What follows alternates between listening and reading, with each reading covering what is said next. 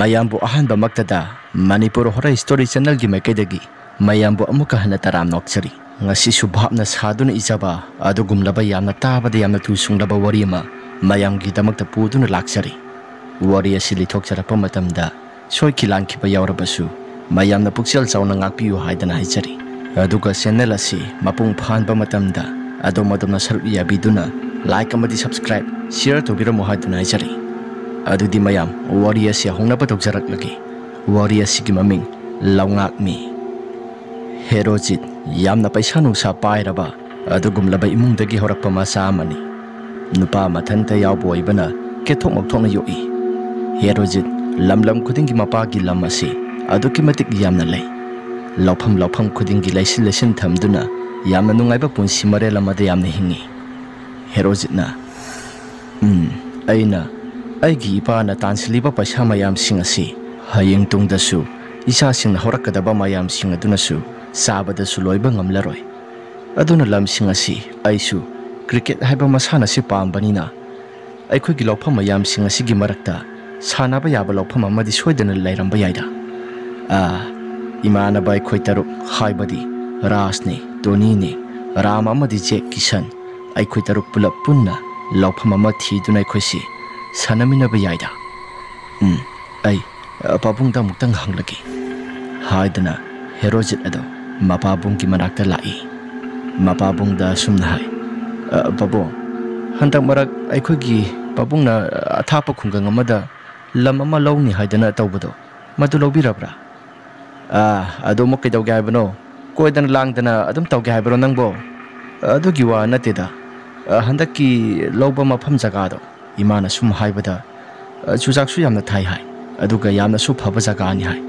lawpham madubu kayam phajabano babo lawpham madubudi adum phajaida aduda nangna kaidauge habano kasu thudokpa tawroida lawpham asuk yambasi mina su kaya sangnadi mi thadoga sanganbadasu kaya pamboidi aina pabungda haijaningbadi handak anauba lawpham ado yamna su pak chawi hai aikhoi taruk amuktang chatlaga jaga mate khara cricket sanabada practice toba yamna darka oi aduna mafam jaga mate ama practice toba moi ki haidana pabungda aina hairakli basini nangi wafam ado khana babudi yai haibabu namada mungtang hairusu pabungna yaradi yaraba natro ihe masi angang sidi nakhoi kana no nakhoi taruk hairibase pabung aiga paraga rasne toni ne ramni jek amadi kisan aikhoi taruk khaktanida lawpham ado ngarang na hanta lobada sungai ribani mafam adugi praja sing ado kayam phabano phatabano ai haibaga amatang amdri mafam aduda lawtang sang amadi sadi sabani tawbadabu lawtang sang ado yumama laibagi mi manga taruk laibagidi ikomkomna dum yadi yani tawbadabu mafam jaga aduda lairiba miyoi sing ado makhoi gi puksel sing ado ipana khangbo oidri athapa khongkang nagoi sile singkhong singya thangba saruk nagoi sile nakhona laikadori balawtang sang ado maduna khwaidagi itop topna tabani akoi baduda yum amata suta adabani khara sakhalaga budi khulgi yum mayam amadi tadi tai adu nangbu laibada nungbu nungai kadro adugi di pabung kasu thudokpa amata isada kiba phauroida license gan ama pairaga dum yabadubu adugi di imanaba singadusu koibo oina thakhaimuk karimuk tournament ama thamamuki sangdi watli thakhaimukti mafam jaka duda practice to boina lairoge haibabu babungna muktang yahanbiuba hoida adugidi nakhoina ngauksem phajina pa tawdraga budi kasu thudokpa kaiba mata laitida phare koijaro Herojit ado yamna harawi mahaki ka tamna lakle cricket sanabada thawai yamna yaukjabanina mamanaba makhoi manga dusu phone tawduna haikri mamanaba makhoi manga dusu athapa khungangda koibasi makhoi su yamna panjai aduna makhoi manga sing adusu harau yarakle rasna ita sapabudi yabudi yai ado kadongaidagi sasya haina chatpado aigi bolero sida hayeng adum sakrasi ado nangbu yabu yarakadro yabudi yaida kasu thudokpa amata laiti cricket ki practice tobane haibada baba hoina sudum yarakanida Herojitna o phare dudi aigi bolero do adudoina pulap chatlasi hayeng do hekta loba laklagi rasa du so hoi haidana thamkhre ꯔꯥꯖ ꯑꯇꯩ ꯃꯃꯥꯟꯅꯕ ꯇꯤꯟꯅꯔꯤꯕꯁꯤꯡ ꯑꯗꯨꯒ ꯌꯥꯝꯅ ꯈꯦꯠꯅꯕ ꯍꯥꯏꯕꯗꯨ ꯑꯣꯏ꯫ ꯑꯇꯩ ꯃꯃꯥꯟꯅꯕꯁꯤꯡ ꯑꯗꯨꯗꯤ ꯄꯩꯁꯥ ꯅꯨꯡꯁꯥ ꯈꯔ ꯂꯣꯏꯅ ꯍꯦꯛꯇ ꯄꯥꯏꯕ ꯑꯣꯏꯕꯅ ꯃꯉꯛ ꯃꯔꯨꯁꯤꯡ ꯌꯥꯝꯅ ꯆꯥꯎꯏ꯫ ꯄꯩꯁꯥ ꯄꯥꯏꯔꯦ ꯍꯥꯏꯕꯒꯤ ꯃꯤꯀꯤ ꯂꯥꯏꯀꯤꯗꯕ ꯌꯥꯝꯅ ꯇꯧꯏ꯫ ꯑꯗꯨꯕꯨ ꯔꯥꯖꯇꯤ ꯃꯈꯣꯏ ꯃꯌꯥꯝꯗꯒꯤ ꯇꯣꯞ ꯇꯣꯞꯅ ꯇꯥꯕ ꯍꯥꯏꯕꯗꯨ ꯑꯣꯏꯔꯝꯃꯤ꯫ ꯔꯥꯖꯇꯤ ꯅꯣꯂꯨꯛꯅ ꯑꯗꯨꯃꯛ ꯆꯠꯂꯤ꯫ ꯅꯨꯃꯤꯠ ꯑꯗꯨ ꯌꯧꯔꯛꯂꯤ꯫ ꯍꯦꯔꯣꯖꯤꯠꯅ ꯒꯥꯔꯤ ꯑꯗꯨ ꯊꯧꯗꯨꯅ ꯂꯥꯛꯂꯕ ꯀꯥꯟ ꯔꯥꯖꯅꯤ, ꯇꯣꯅꯤꯅꯦ, ꯔꯥꯝꯅꯤ, ꯖꯦꯛꯅꯤ, ꯀꯤꯁꯟꯅꯤ ꯃꯈꯣꯏ ꯇꯔꯨꯛ ꯄꯨꯂꯞ ꯂꯥꯛꯃꯤꯟꯅꯩ꯫ ꯃꯈꯣꯏꯅ ꯒꯥꯔꯤ ꯃꯅꯨꯡꯗ ꯏꯁꯩ ꯊꯥꯔꯒ ꯂꯥꯡꯗꯨꯅ ꯂꯥꯛꯏ꯫ ꯇꯣꯅꯤꯅ ꯚꯥꯏ ꯂꯝꯁꯦ ꯀꯌꯥꯝ ꯂꯥꯞꯀꯦ? ꯑꯩꯗꯤ ꯂꯝ ꯑꯁꯤ ꯀꯣꯏꯕꯅꯤꯕꯨ ꯍꯥꯏꯔꯗꯤ ꯂꯥꯞꯄꯤꯡꯈꯩ ꯌꯥꯏ꯫ ꯍꯦꯔꯣꯖꯤꯠꯅ ꯌꯥꯝꯅ ꯂꯥꯞꯄꯅꯤ, ꯑꯩꯁꯨ ꯃꯐꯝ ꯖꯒꯥꯗꯣ ꯈꯔ ꯃꯈꯩꯗꯤ ꯈꯔ ꯆꯠꯂꯨꯔꯕꯅꯤꯅ ꯈꯪꯂꯤ, ꯑꯗꯣ ꯍꯪꯉꯒ ꯑꯗꯨꯝ ꯆꯠꯈ꯭ꯔꯁꯤ꯫ ꯖꯦꯛꯅ ꯍꯣꯏꯗ ꯀꯩꯁꯨ ꯊꯣꯏꯗꯣꯛꯄ ꯑꯀꯥꯏꯕ ꯑꯃꯠꯇ ꯂꯩꯇꯦꯗ, ꯂꯝ ꯖꯒꯥꯗꯨꯕꯨ ꯌꯧꯅꯕ ꯑꯗꯨꯝ ꯊꯧꯒꯦꯁꯨ ꯑꯗꯨꯝ ꯊꯧꯔꯣꯗ ꯍꯥꯏꯗꯅ ꯃꯈꯣꯏ ꯃꯉꯥ ꯇꯔꯨꯛ ꯑꯗꯨ ꯅꯣꯛꯇꯨꯅ ꯂꯥꯛꯏ꯫ ꯍꯦꯔꯣꯖꯤꯠꯁꯨ ꯃꯈꯨꯠ ꯅꯥꯝꯃꯅ ꯕꯤꯌꯥꯔ ꯕꯣꯇꯜ ꯑꯃ ꯄꯥꯏꯗꯨꯅ ꯕꯤꯌꯥꯔ ꯑꯗꯨ ꯊꯛꯇꯨꯅ ꯒꯥꯔꯤꯗꯨ ꯑꯗꯨꯃꯛ ꯊꯧꯗꯨꯅ ꯂꯥꯛꯏ꯫ ꯔꯥꯖꯅ ꯁꯨꯝꯅ ꯍꯥꯏꯔꯛꯏ, ꯚꯥꯏ ꯍꯦꯔꯣꯖꯤꯠ, ꯒꯥꯔꯤꯗꯨ ꯁꯨꯝꯅ ꯊꯧꯒꯦꯒ ꯊꯧꯔꯣꯕ, ꯕꯤꯌꯥꯔꯗꯣ ꯑꯃꯨꯛ ꯊꯛꯇꯣꯏ ꯁꯔꯨꯛꯄꯨꯗꯤ꯫ ꯌꯥꯅꯤꯗ, ꯒꯥꯔꯤꯒꯤ ꯀꯟꯇ꯭ꯔꯣꯜ ꯑꯁꯤꯗꯤ ꯑꯩꯁꯨ ꯌꯨ ꯊꯛꯂꯕꯁꯨ ꯑꯗꯨꯃꯛ ꯊꯧꯕ ꯐꯖꯅ ꯉꯝꯃꯤ꯫ ꯑꯁꯨꯝ ꯇꯧꯗꯅ ꯃꯈꯣꯏꯅ ꯒꯥꯔꯤ ꯑꯗꯨ ꯂꯦꯞꯄ ꯂꯩꯇꯅ ꯑꯗꯨꯃꯛ ꯊꯧꯔꯛꯄꯅ ꯈꯨꯡꯒꯪꯒꯤ ꯖꯒꯥ ꯑꯃꯗ ꯌꯧꯔꯛꯂꯤ꯫ ꯃꯐꯝ ꯖꯒꯥꯗꯣ ꯍꯪꯂꯒ ꯃꯈꯣꯏꯁꯦ ꯂꯥꯛꯏ꯫ ꯃꯐꯝ ꯖꯒꯥꯗꯣ ꯍꯪꯂꯒ ꯂꯥꯛꯄꯅ ꯃꯐꯝ ꯑꯗꯨ ꯐꯅ ꯌꯥꯝꯅ ꯊꯥꯞꯂꯛꯂꯤ꯫ ꯖꯦꯛꯅ ꯍꯥꯏꯔꯛꯏ, ꯂꯝꯕꯤꯅꯦꯅ ꯀꯣꯏꯂꯥꯁꯨ ꯀꯌꯥ ꯐꯖꯅ ꯊꯥꯕ ꯑꯣꯏꯗꯦ, ꯁꯤꯗꯕꯨ ꯅꯈꯣꯏ ꯄꯥꯕꯨꯡ ꯑꯁꯤꯅ ꯀꯔꯤ ꯃꯔꯝꯒꯤꯗꯃꯛꯇ ꯂꯧꯐꯝ ꯑꯁꯤ ꯂꯧꯔꯤꯕꯅꯣ? ꯀꯤꯁꯟꯅ ꯄꯩꯁꯥ ꯄꯥꯏꯕꯅꯤꯅ ꯍꯨꯟꯗꯣꯛꯐꯝꯗꯣ ꯂꯩꯇꯕꯅꯤꯅ ꯂꯝ ꯑꯗꯨ ꯂꯩꯔꯒ ꯍꯨꯟꯗꯣꯛꯅꯕ ꯇꯧꯔꯤꯕꯅꯤꯗꯅ, ꯅꯪ ꯁꯤꯗꯤ ꯑꯣꯟꯊꯣꯛꯅ ꯄꯪꯈ꯭ꯔꯦꯍꯦ꯫ ꯔꯥꯝꯅ ꯍꯣꯏꯗ ꯑꯗꯨꯒꯤꯕꯨꯗꯤ ꯄꯩꯁꯥ ꯌꯥꯝꯅ ꯄꯥꯏꯕꯅꯤꯅ ꯀꯨꯕꯦꯔꯒꯤ ꯃꯆꯥ ꯃꯁꯨꯅꯤꯗꯅ, ꯑꯗꯨꯅꯕꯨ ꯂꯝ ꯖꯒꯥꯁꯤ ꯂꯩꯗꯅ ꯁꯥꯟꯗꯣꯛꯂꯒ ꯊꯝꯂꯤꯕꯁꯤꯅꯤ꯫ ꯇꯣꯅꯤꯅ ꯌꯥꯔꯦ, ꯅꯈꯣꯏꯒꯤ ꯋꯥꯊꯤꯁꯤꯡꯗꯨ ꯈꯔ ꯂꯦꯞꯄꯣ ꯌꯥꯔꯦ꯫ ꯍꯦꯔꯣꯖꯤꯠꯅ ꯍꯥꯏꯔꯛꯏ, ꯌꯥꯔꯦꯗ ꯋꯥꯗꯣ ꯈꯔ ꯉꯥꯡꯉꯗꯤ ꯌꯥꯔꯦ ꯀꯩꯗꯧꯕꯒꯦ, ꯅꯈꯣꯏꯗꯤ ꯄꯩꯁꯥ ꯑꯃꯠꯇ ꯄꯥꯏꯅꯗꯕꯅꯤꯅ꯫ ꯑꯁꯤ ꯍꯥꯏꯅꯔꯒ ꯃꯈꯣꯏꯁꯤ ꯒꯥꯔꯤꯗꯨ ꯑꯗꯨꯃꯛ ꯊꯧꯗꯨꯅ ꯂꯥꯛꯂꯤ꯫ ꯃꯈꯣꯏꯒꯤ ꯂꯧꯐꯝ ꯂꯩꯔꯤꯕ ꯖꯒꯥꯗꯨ ꯃꯗꯨꯒꯤ ꯈꯨꯜ ꯃꯁꯤꯟ ꯑꯗꯨ ꯌꯧꯔꯤ꯫ ꯍꯦꯔꯣꯖꯤꯠꯅ ꯒꯥꯔꯤ ꯑꯃ ꯈꯥꯝꯂꯤ, ꯑꯗꯨꯒ ꯄꯥꯟ ꯗꯨꯀꯥꯟ ꯑꯃꯗ ꯏꯇꯩꯃ ꯀꯔꯤꯒꯨꯝꯕ ꯑꯃꯠꯇ ꯍꯪꯒꯦꯕ? ꯄꯥꯟ ꯗꯨꯀꯥꯟ ꯐꯝꯕꯤ ꯅꯨꯄꯤ ꯑꯗꯨ ꯃꯉꯛꯂꯤ ꯊꯣꯛꯂꯛꯂꯤ꯫ ꯏꯕꯨꯡꯉꯣ ꯀꯔꯤ ꯍꯥꯏꯕ? ꯁꯤꯗꯒꯤ ꯍꯟꯗꯛꯇ ꯂꯧꯐꯝ ꯑꯃ, ꯆꯨꯖꯥꯛꯀꯤ ꯐꯥꯝ ꯑꯃ ꯌꯥꯝꯅ ꯆꯥꯎꯕ ꯑꯃ ꯂꯩꯕꯗꯣ, ꯑꯗꯣ ꯁꯤꯒꯤ ꯈꯨꯡꯒꯪꯁꯤꯗꯅꯦꯅ ꯍꯥꯏ, ꯑꯗꯣ ꯃꯐꯝ ꯆꯞ ꯆꯥꯕꯤꯗꯣ ꯈꯪꯕ ꯉꯝꯗ꯭ꯔꯕ, ꯑꯗꯣ ꯏꯇꯩꯃ ꯂꯝꯕꯤꯁꯦ ꯀꯗꯣꯝ ꯊꯪꯕ ꯁꯔꯨꯛꯇ ꯆꯠꯀꯗꯕꯅꯣ? ꯑꯩꯈꯣꯏꯅ ꯆꯠꯂꯤꯁꯤ ꯆꯨꯝꯂꯕ꯭ꯔꯥ? ꯅꯨꯄꯤ ꯑꯗꯣ ꯍꯥꯏꯐꯦꯠ ꯈꯔ ꯉꯛꯁꯥꯅꯩ꯫ ꯏꯕꯨꯡꯉꯣꯗꯤ ꯀꯅꯥ ꯑꯣꯏꯔꯕꯅꯣ?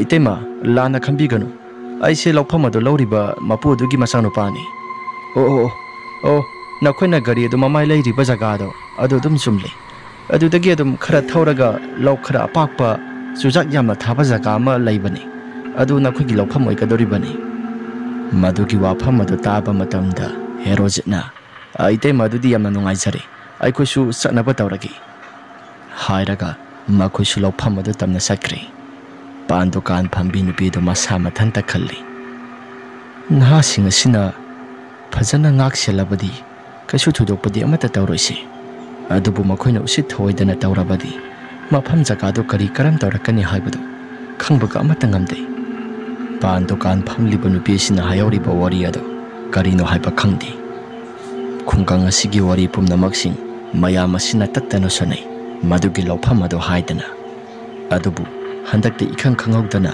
ꯍꯦꯔꯣꯖꯤꯠꯀꯤ ꯃꯄꯥꯅ ꯂꯧꯈꯤꯕꯗꯨꯗ ꯃꯌꯥꯝ ꯃꯁꯤꯡ ꯑꯁꯤꯁꯨ ꯈꯔ ꯃꯈꯩꯗꯤ ꯉꯛꯏ꯫ ꯃꯌꯥꯝꯁꯤꯡ ꯑꯁꯤꯅ ꯉꯛꯂꯤꯕꯁꯤꯒꯤ ꯃꯔꯝꯅ ꯀꯔꯤꯅꯣ? ꯋꯥꯔꯤ ꯑꯁꯤꯒꯤ ꯃꯈꯥ ꯇꯥꯕ ꯁꯔꯨꯛꯇ ꯃꯌꯥꯝꯅ ꯈꯪꯕꯤꯔꯒꯅꯤ꯫ ꯃꯈꯣꯏ ꯇꯔꯨꯛ ꯑꯗꯨ ꯃꯌꯥ ꯏꯍꯤ ꯍꯤꯒꯠꯇꯨꯅ ꯑꯗꯨꯃꯛ ꯂꯥꯛꯂꯤ꯫ ꯍꯦꯔꯣꯖꯤꯠꯅ ꯑꯥꯒꯤ ꯃꯥꯡꯗ ꯎꯔꯤꯕ ꯂꯧꯐꯝ ꯑꯁꯤ ꯅꯠꯇ꯭ꯔꯥ? ꯃꯌꯥꯝꯁꯤꯡ ꯑꯗꯨꯁꯨ ꯉꯛꯅ ꯁꯤꯗꯤ ꯑꯣꯟꯊꯣꯛꯅ ꯆꯥꯎꯈ꯭ꯔꯦꯗ, ꯁꯤꯁꯤꯔꯥ?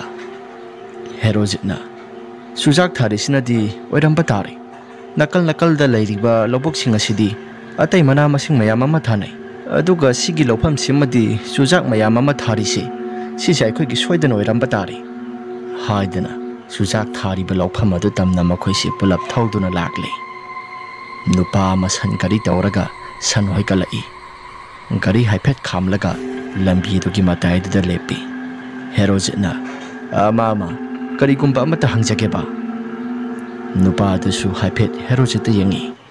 Herojita, ibungo, kari haigadabano. Mama ay, masigi mafam jaga haibadi.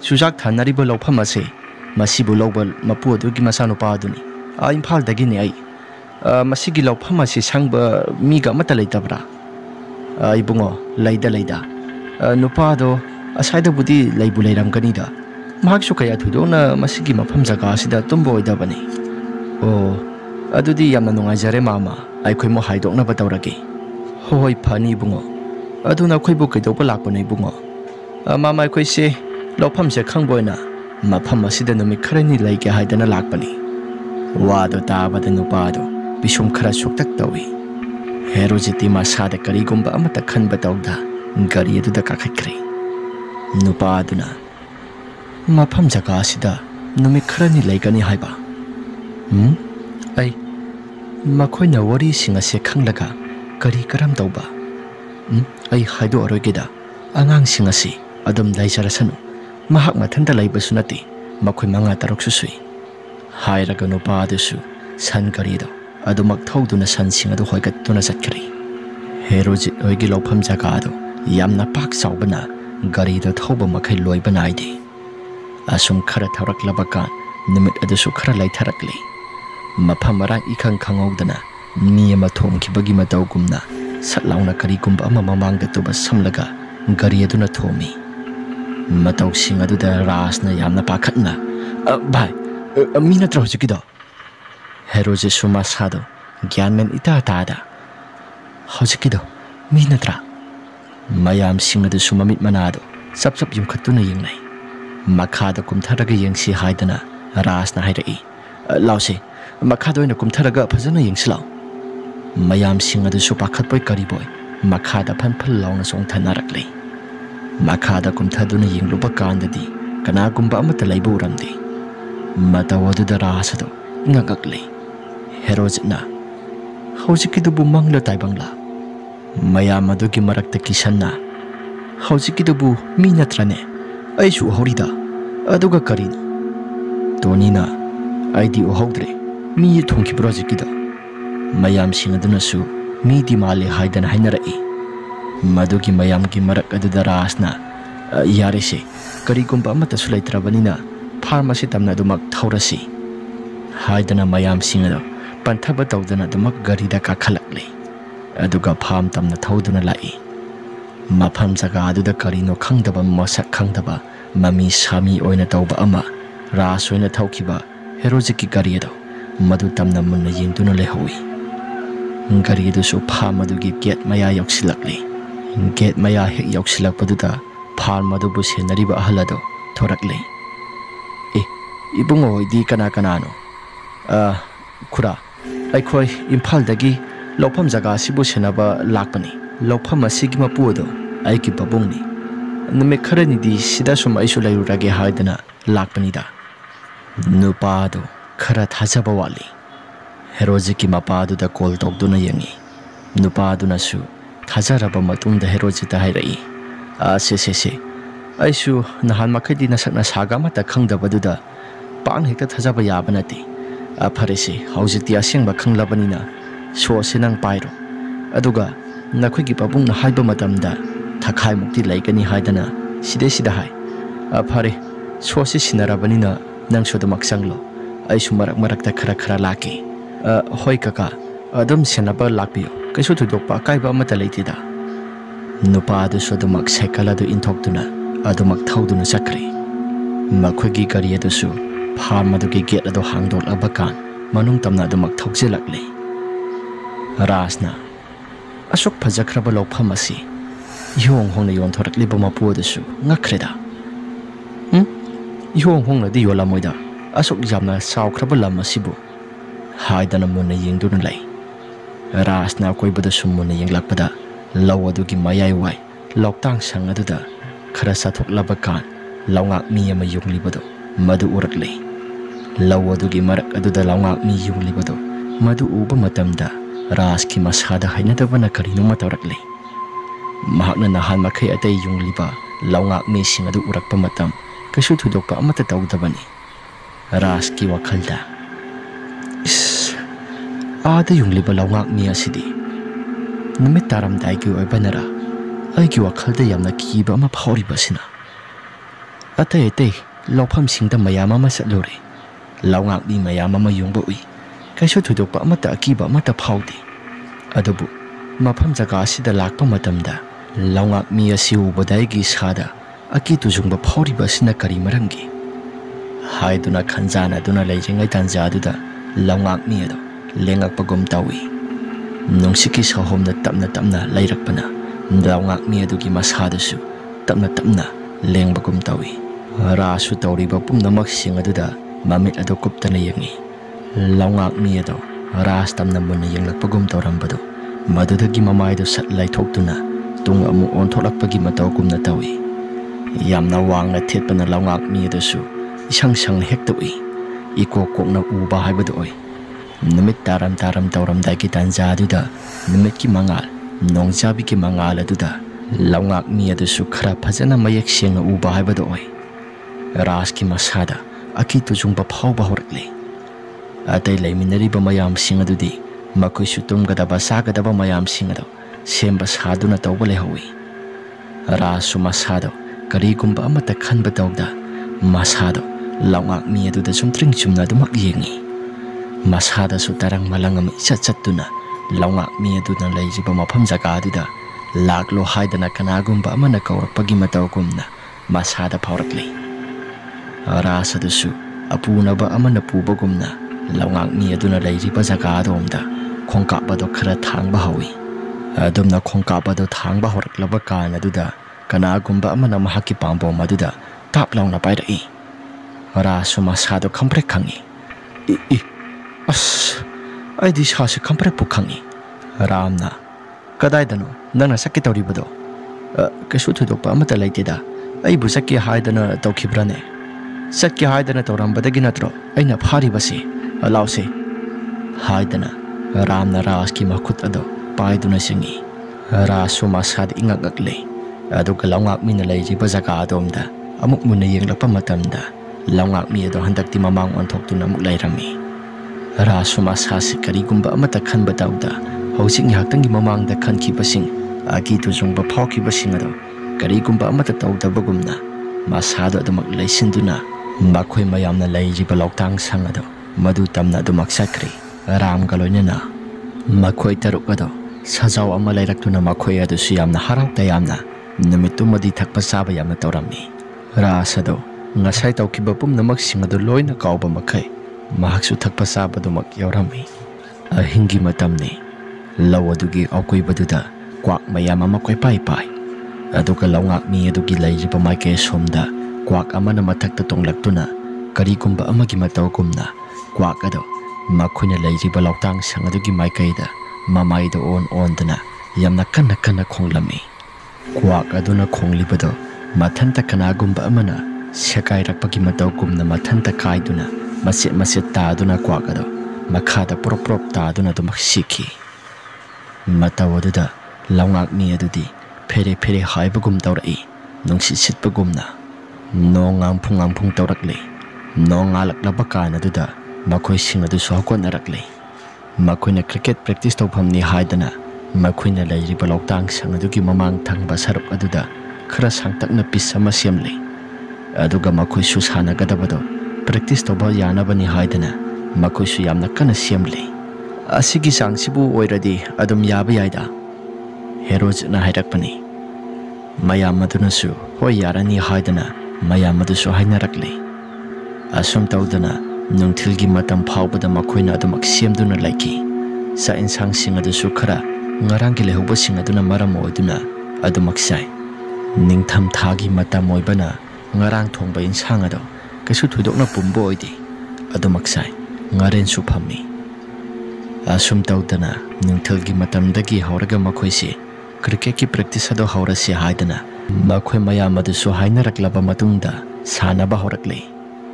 Makhoi mathang sanarakpana numita salamdai ki matam maduda herojna bol ado yamna kan hekta phuki. ꯑꯗꯨꯝꯅ ꯐꯨꯈꯤꯕꯗꯨꯗ ꯕꯣꯜ ꯑꯗꯨ ꯈꯔ ꯂꯥꯞꯅ ꯄꯥꯏꯈ꯭ꯔꯦ꯫ ꯇꯣꯅꯤꯅ ꯅꯨꯃꯤꯠ ꯇꯥꯔꯝꯗꯥꯏꯒꯤ ꯃꯇꯝ ꯑꯁꯤꯗ ꯕꯣꯜ ꯑꯗꯨ ꯑꯗꯨꯛ ꯌꯥꯝꯅ ꯀꯟꯅ ꯐꯨꯔꯤꯕꯗꯨ ꯀꯔꯤꯒꯤꯅꯣ?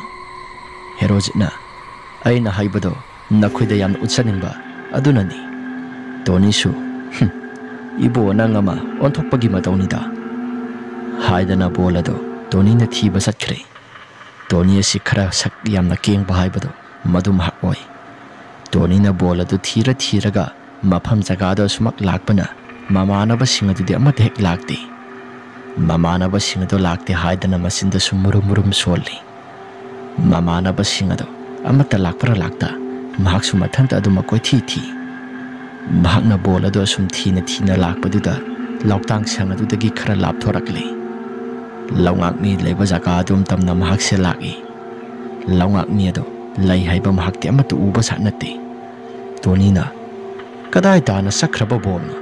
ꯃꯤ ꯑꯣꯏꯔꯕꯗꯤ ꯀꯧꯗꯅ ꯑꯗꯨꯃꯛ ꯊꯤꯕ ꯌꯥꯕ ꯑꯗꯨꯃꯛꯁꯨ ꯅꯠꯇꯦꯗꯣ꯫ ꯊꯋꯥꯏ ꯄꯥꯟꯕ ꯅꯠꯇꯕꯅꯤꯅ ꯊꯤꯕꯁꯤꯁꯨ ꯈꯔ ꯐꯔꯛ ꯇꯥꯏꯗ ꯍꯥꯏꯗꯅ ꯃꯆꯤꯟꯗ ꯃꯨꯔꯨꯝ ꯃꯨꯔꯨꯝ ꯁꯣꯟꯗꯨꯅ ꯑꯗꯨꯃꯛ ꯂꯥꯛꯏ꯫ ꯑꯁꯨꯝꯅ ꯃꯨꯔꯨꯝ ꯃꯨꯔꯨꯝ ꯁꯣꯟꯗꯨꯅ ꯂꯥꯛꯄꯗꯨꯗ ꯅꯨꯃꯤꯠ ꯇꯥꯔꯝꯗꯥꯏꯒꯤ ꯃꯇꯝꯅꯒ ꯑꯣꯏꯁꯤꯜꯂꯦ꯫ ꯃꯍꯥꯛꯀꯤ ꯇꯨꯡ ꯊꯪꯕ ꯁꯔꯨꯛ ꯑꯗꯨꯗ ꯀꯅꯥꯒꯨꯝꯕ ꯑꯃ ꯐꯠ ꯂꯥꯎꯅ ꯆꯠꯈꯤꯕꯒꯨꯝ ꯇꯧꯔꯛꯏ꯫ ꯇꯣꯅꯤꯁꯨ ꯃꯃꯥꯏꯗ ꯁꯠ ꯂꯩꯊꯣꯛꯇꯨꯅ ꯌꯦꯡꯉꯤ꯫ ꯇꯣꯅꯤꯅ ꯍꯥꯏ ꯀꯔꯟ ꯇꯥꯔꯛꯀꯅꯨꯀꯣ, ꯂꯥꯛꯀꯦ ꯍꯥꯏꯔꯒꯗꯤ ꯈꯔ ꯐꯣꯡꯅ ꯂꯥꯛꯎ, ꯂꯣꯠꯂꯒ ꯂꯥꯛꯀꯅꯨ, ꯀꯤꯀꯨ ꯂꯣꯠꯄꯤ ꯁꯥꯟꯅꯕ ꯅꯠꯇꯦ ꯍꯥꯏꯗꯅ ꯃꯍꯥꯛꯁꯨ ꯕꯣꯜ ꯑꯗꯨ ꯈꯔ ꯃꯃꯥꯡ ꯊꯥꯅ ꯊꯤꯈ꯭ꯔꯒꯦ ꯍꯥꯏꯗꯅ ꯕꯣꯜ ꯑꯗꯨ ꯑꯗꯨꯃꯛ ꯊꯤꯕ ꯂꯥꯛꯏ꯫ ꯑꯁꯨꯝ ꯇꯧꯗꯨꯅ ꯂꯥꯛꯄꯗꯨꯗ ꯈꯔ ꯂꯥꯞꯇꯛꯅ ꯂꯝꯕꯤ ꯑꯃ ꯂꯩꯔꯤꯕꯗꯣ ꯃꯗꯨꯗ ꯐꯤꯃꯨ ꯁꯦꯠꯄ ꯅꯨꯄꯥ ꯑꯃ ꯐꯠ ꯂꯥꯎꯅ ꯊꯥꯡꯒꯣꯜ ꯑꯃ ꯄꯥꯏꯔꯒ ꯆꯪꯁꯤꯟꯈꯤꯕꯗꯣ ꯃꯍꯥꯛꯁꯨ ꯎꯔꯦ꯫ ꯑꯗꯨꯝꯅ ꯎꯕꯗꯨꯗ ꯃꯍꯥꯛꯅ ꯈꯜꯂꯨꯔꯤꯕꯁꯤꯅ ꯃꯃꯥꯟꯅꯕ ꯃꯌꯥꯝ ꯃꯔꯛ ꯑꯗꯨꯗ ꯃꯍꯥꯛꯇ ꯁꯥꯟꯅꯔꯤꯕꯅꯤ ꯍꯥꯏꯗꯅ ꯃꯍꯥꯛꯀꯤ ꯃꯁꯥꯗ ꯈꯟꯈ꯭ꯔꯦ꯫ ꯏꯍꯦ ꯖꯦꯛ ꯅꯪ ꯅꯠꯇ꯭ꯔꯥ? ꯍꯩ ꯀꯔꯟꯗꯣ ꯇꯥꯔꯛꯀꯅꯨꯀꯣ ꯍꯥꯏꯗꯅ ꯃꯍꯥꯛꯁꯨ ꯂꯝꯕꯤ ꯑꯗꯨ ꯇꯝꯅ ꯑꯗꯨꯃꯛ ꯂꯥꯛꯏ꯫ ꯇꯣꯅꯤꯁꯨ ꯆꯠꯂꯤꯕ ꯂꯝꯕꯤ ꯑꯁꯤ ꯀꯗꯣꯝꯗꯅꯣ ꯍꯥꯏꯕ ꯃꯁꯥꯗꯣ ꯑꯃꯠꯇ ꯈꯪꯗ꯭ꯔꯦ꯫ ꯅꯨꯃꯤꯗꯥꯡ ꯋꯥꯏꯔꯝꯗ ꯀꯣꯏꯁꯤꯜꯂꯛꯂꯤ꯫ ꯂꯩꯆꯤꯜ ꯑꯁꯤꯁꯨ ꯌꯥꯝꯅ ꯀꯟꯅ ꯍꯦꯛꯇ ꯊꯥꯖꯤꯜꯂꯛꯏ꯫ ꯕꯣꯜ ꯑꯗꯨꯁꯨ ꯐꯪꯕ꯭ꯔꯥ ꯐꯪꯗ ꯑꯗꯨꯝ ꯊꯤꯗꯨꯅ ꯂꯥꯛꯏ꯫ ꯃꯍꯥꯛꯅ ꯑꯁꯨꯝ ꯂꯥꯛꯄꯅ ꯂꯧꯉꯥꯛꯃꯤ ꯂꯩꯔꯤꯕ ꯖꯒꯥꯗꯣ ꯃꯗꯨ ꯇꯝꯅ ꯌꯧꯔꯛꯂꯤ꯫ ꯂꯧꯉꯥꯛꯃꯤ ꯑꯗꯨꯅ ꯌꯨꯡꯂꯤꯕ ꯆꯩ ꯑꯗꯨ ꯃꯗꯨꯒꯤ ꯃꯈꯣꯡ ꯋꯥꯏꯗꯨꯗ ꯕꯣꯜ ꯑꯗꯨ ꯇꯥꯔꯒ ꯂꯩꯔꯝꯃꯤ꯫ ꯕꯣꯜ ꯑꯗꯨ ꯂꯧꯈꯠꯂꯛꯂꯤ꯫ ꯑꯩꯅ ꯉꯁꯥꯏ ꯃꯈꯩꯗꯒꯤ ꯊꯤꯔꯤꯕ ꯕꯣꯜ ꯑꯁꯤꯗꯤ ꯁꯥꯏꯕꯛ ꯌꯧꯔꯕ ꯑꯣꯏꯔꯦ, ꯑꯣꯟꯊꯣꯛꯅꯁꯨ ꯂꯥꯞꯅ ꯐꯨꯔꯛꯈ꯭ꯔꯦꯗ ꯃꯁꯤꯒꯤ ꯃꯍꯥꯁꯟꯗꯥꯟ ꯑꯁꯤ ꯍꯥꯏꯗꯅ ꯕꯣꯜ ꯑꯗꯨ ꯇꯥꯞ ꯂꯥꯎꯅ ꯄꯥꯏꯈꯠꯇꯨꯅ ꯃꯍꯥꯛ ꯑꯁꯤ ꯃꯃꯥꯏ ꯂꯩꯗꯅ ꯍꯜꯂꯛꯀꯦ ꯇꯧꯏ꯫ ꯑꯗꯨꯝꯅ ꯍꯜꯂꯛꯀꯦ ꯇꯧꯕꯗꯨꯗ ꯃꯍꯥꯛꯀꯤ ꯃꯁꯥꯗ ꯑꯁꯥꯕ ꯅꯨꯡꯁꯤꯠ ꯑꯃ ꯈꯪꯌꯩ ꯌꯩꯁꯤꯜꯂꯛꯏ꯫ ꯇꯣꯅꯤꯅ ꯅꯨꯡꯁꯤꯠꯄꯨ ꯑꯏꯪꯕ ꯍꯨꯝꯂꯛꯀꯦ ꯍꯥꯏꯗ꯭ꯔꯒ ꯀꯔꯤ ꯃꯔꯝꯒꯤꯗꯃꯛꯇ ꯑꯁꯥꯕ ꯅꯨꯡꯁꯤꯠ ꯑꯁꯤ ꯌꯩꯁꯤꯜꯂꯛꯂꯤꯕꯅꯣ ꯍꯥꯏꯗꯅ ꯂꯩꯔꯝꯃꯤ꯫ ꯑꯁꯨꯝ ꯇꯧꯗꯅ ꯂꯩꯔꯤꯉꯩ ꯇꯥꯟꯖꯥꯗꯨꯗ ꯃꯈꯣꯏ ꯃꯉꯥꯗꯨꯁꯨ ꯇꯣꯅꯤ ꯍꯥꯏꯗꯅ ꯀꯧꯗꯅ ꯂꯥꯛꯂꯤ꯫ ꯃꯈꯣꯏ ꯃꯉꯥꯒꯤ ꯈꯣꯟꯖꯦꯜ ꯑꯗꯨ ꯇꯥꯕ ꯃꯇꯝꯗ ꯇꯣꯅꯤꯁꯨ ꯌꯥꯝꯅ ꯍꯔꯥꯎꯔꯦ꯫ ꯇꯣꯅꯤꯁꯨ ꯃꯍꯥꯛꯅ ꯑꯩ ꯁꯤꯗ ꯂꯩ ꯍꯥꯏꯗꯅ ꯃꯍꯥꯛꯅ ꯀꯧꯔꯤ꯫ ꯑꯁꯨꯝ ꯇꯧꯗꯅ ꯃꯈꯣꯏ ꯃꯉꯥꯗꯣ ꯊꯦꯡꯅꯒꯦ ꯍꯥꯏꯗꯅ ꯇꯣꯅꯤꯒ ꯃꯈꯣꯏꯒꯁꯤ ꯋꯥꯡꯕ ꯂꯝꯕꯤ ꯑꯗꯨ ꯂꯩꯅꯔꯦ꯫ ꯇꯣꯅꯤꯁꯨ ꯃꯈꯣꯏ ꯃꯉꯥꯅ ꯂꯥꯛꯂꯤꯕ ꯂꯝꯕꯤ ꯑꯗꯣ ꯀꯗꯣꯝꯗꯅꯣ ꯍꯥꯏꯗꯅ ꯌꯦꯡꯉꯤ꯫ ꯃꯩ ꯀꯥꯞꯇꯅ ꯂꯥꯛꯄꯗꯨꯗ ꯇꯣꯅꯤꯁꯨ ꯎꯔꯦ꯫ ꯇꯣꯅꯤꯅ ꯑꯁꯣꯝꯗ ꯂꯥꯛꯑꯣ, ꯑꯁꯣꯝꯗ ꯑꯩ ꯃꯩꯁꯦ ꯃꯝꯕꯁꯤꯗ ꯑꯩ ꯏꯊꯟꯇ ꯂꯩꯕꯗꯣ ꯂꯥꯛꯄꯗꯣ ꯐꯔꯛ ꯇꯥꯔꯤ꯫ ꯃꯈꯣꯏ ꯃꯉꯥꯗꯨꯁꯨ ꯂꯥꯛꯂꯤ꯫ ꯇꯧꯕꯇꯕꯨ ꯇꯣꯅꯤꯅ ꯍꯦꯛ ꯎꯕ ꯃꯇꯝꯗ ꯃꯈꯣꯏ ꯃꯉꯥꯒꯤ ꯃꯉꯛꯁꯝ ꯑꯗꯣ ꯑꯃꯠꯇ ꯌꯥꯎꯗꯦ꯫ ꯇꯣꯅꯤꯁꯨ ꯃꯇꯧ ꯑꯗꯨ ꯎꯕꯗꯨꯗ ꯀꯤꯕꯅ ꯌꯥꯔꯛꯇ꯭ꯔꯦ꯫ ꯇꯣꯅꯤꯅ ꯀꯔꯤ ꯃꯇꯧꯅꯣ ꯑꯁꯤꯗꯤ? ꯃꯈꯣꯏ ꯃꯉꯥꯒꯤ ꯃꯉꯛ ꯑꯁꯤ ꯑꯃꯠꯇ ꯌꯥꯎꯗ꯭ꯔꯦꯗꯅ, ꯀꯔꯤ ꯃꯇꯧꯅꯣ ꯑꯁꯤꯗꯤ ꯍꯥꯏꯗꯅ ꯇꯧꯏ꯫ ꯑꯁꯨꯝ ꯇꯧꯗꯅ ꯂꯩꯔꯤꯉꯩ ꯇꯥꯟꯖꯥꯗꯨꯗ ꯇꯣꯅꯤꯒꯤ ꯃꯍꯥꯛꯀꯤ ꯃꯁꯥꯗꯣ ꯊꯛ ꯅꯤꯛꯄ ꯃꯈꯩ ꯀꯤꯁꯤꯜꯂꯛꯂꯤ꯫ ꯃꯃꯤꯠ ꯑꯗꯨꯁꯨ ꯃꯈꯣꯏ ꯃꯉꯥ ꯑꯗꯨꯗ ꯌꯦꯡꯕ ꯑꯃꯠꯇ ꯉꯝꯗ꯭ꯔꯦ꯫ ꯃꯃꯥꯏꯗꯣ ꯈꯨꯝꯖꯤꯟꯗꯨꯅ ꯈꯥꯡꯉꯤ꯫ ꯃꯈꯣꯏ ꯃꯉꯥꯗꯨꯁꯨ ꯄꯔꯞ ꯂꯥꯛꯂꯕ ꯀꯥꯟ ꯇꯣꯅꯤꯒꯤ ꯃꯁꯥꯗ ꯁꯣꯛꯇꯨꯅ ꯀꯧꯔꯛꯏ꯫ ꯇꯣꯅꯤ ꯀꯩꯗꯧꯔꯒꯦ ꯁꯤ? ꯅꯪꯒꯤ ꯅꯁꯥꯗꯣ ꯑꯃꯨꯛꯇꯪ ꯌꯦꯡꯈꯠꯂꯛꯑꯣꯁꯤ, ꯀꯩꯗꯧꯔꯒꯦ ꯅꯪꯕꯣ? ꯇꯣꯅꯤꯁꯨ ꯌꯦꯡꯕ ꯀꯤꯖꯩ ꯍꯥꯏꯗꯅ ꯃꯍꯥꯛꯁꯨ ꯃꯃꯥꯏꯗꯨ ꯅꯣꯡꯈꯠꯂꯛꯇꯦ꯫ ꯇꯣꯅꯤꯅ ꯑꯩ ꯅꯣꯡꯈꯠꯂꯛꯄ ꯇꯜꯂꯤ, ꯑꯩ ꯌꯥꯝꯅ ꯀꯤꯔꯦ ꯍꯥꯏꯗꯅ ꯍꯥꯏꯔꯝꯃꯤ꯫ ꯇꯣꯅꯤꯁꯨ ꯃꯁꯥꯒꯤ ꯑꯀꯤꯕ ꯄꯨꯝꯅꯃꯛꯁꯤꯡ ꯑꯗꯣ ꯐꯥꯖꯤꯟꯗꯨꯅ ꯚꯥꯏ ꯅꯈꯣꯏ ꯀꯩꯁꯨ ꯊꯣꯏꯗꯣꯛꯄ ꯑꯃꯠꯇ ꯇꯧꯗꯕ꯭ꯔꯥ? ꯃꯌꯥꯝꯁꯤꯡ ꯑꯗꯨꯅ ꯑꯩꯈꯣꯏ ꯀꯩꯁꯨ ꯊꯣꯏꯗꯣꯛꯄ ꯑꯃꯠꯇ ꯇꯧꯗꯦꯅꯦ, ꯀꯩꯗꯧꯔꯒꯦ ꯅꯪꯕꯣ? ꯁꯦ ꯅꯃꯥꯏꯗꯣ ꯑꯃꯨꯛꯇ ꯅꯣꯡꯈꯠꯂꯛꯑꯣꯁꯦ haidana nongkhalai handamukti karigumba amatasu tawramdri Tony su hausi ukiba pumnamak singado masado gyameng amata tada ingak nakpa haibada oirami Tony su tawriba pumnamak singado wari amata tamde asumna tawduna lairingai tanjaduda kisanado mahakna sumna hairai lawang mi asigi makhong tana bolado takibra bol adu budi aina su khuleda Tony na mo hairakpani kisana lawang mi asi su yengba matamda joker iman he maladana masaksi budi akiba amadi phawi Jackna era sibu karino sidabu karigi kiduino asi hairaga Jackna pairakliba cricket ki bet ado maduna hekta makokta kantatli lawang mi ki makok aduda lawang mi adu ki makok ado kantatkiba kana duda matom te hekta makok adu laimai tana kelakli makhoi mari sangdana haibadi herojit amadi ram Jack kisan makhoi mari sangdana lawang mi adu gitarak pa makok ado mayam sangdana sabit sabit na silami adu ka makhoi mari na sumapan thokchin ba haibado irami asum tawdana makhoi mari na adum hek tawrak laba kana duda singkhong thangba saruk adom da nong asi yamna kanna khakpagum tawrakli singthak thangba saruk adom da su kwak mayamna lakna khongbagum tawrakli makhoi taruk adasu halasi nong asi surakadaba mali haidana makhoi su lakli asum tawdana makhoi su loktang sang adu yaukri loktang sang adu hek yaukiba kana duda lawang mi ado karigumba ama sabtra tawraktuna masado thak niklakli makok keng kelaba body aduna makhut ado makha tana tapna miyoi bagi saru sarang oina makha tana ili tholakli saru sayang mayam sing aduna makok aken bado tap launa paikhatli akiba sakta mamada makok adu ipai ngasai makhoi mayam sangtana netkiba mayam sing aduna makok adu ipai aduka lawang mi aduna yungduna lairiba sai aduda amuksu masado tap launa muk naksinduna hanagi matawgumna laikre adubu makok adudi yeng haidraba mataw mata ipai duna dumaklay ahingi matam yoksilakli Jack ado mapan thoke haidana thorakli mayam sing adudi isi siba makai adu maktum thakre Jack na tilkang mayam sing asigi khonjel natana jiba topa amagi khonjel amata hekta dida asi hairaga lay asum tawdana mahakna mapan thoklingai tanjaduda lobuk thangba maikai sujak mayam hauriba maikai somda yungliba lawang mi adugi matol thangba saruk adomda kwak ama tongduna mahak tamna lakna khonglibado